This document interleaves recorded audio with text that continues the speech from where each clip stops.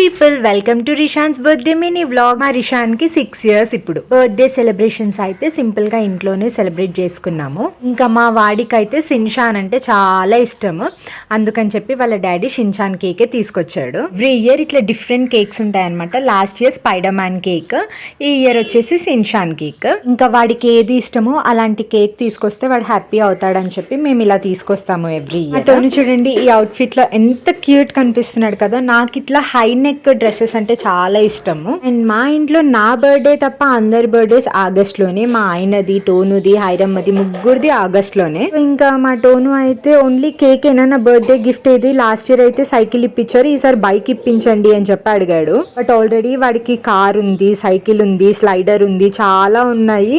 అందుకని ఇప్పుడే వద్దు బెటా అని చెప్పి కన్విన్స్ చేశాము. ఇంకా వాళ్ళ డాడీ సెలబ్రేషన్ చాక్లెట్స్ తీసుకొచ్చారు, నేను కొన్ని బుక్స్ అండ్ చాక్లెట్స్ తీసుకొచ్చాను.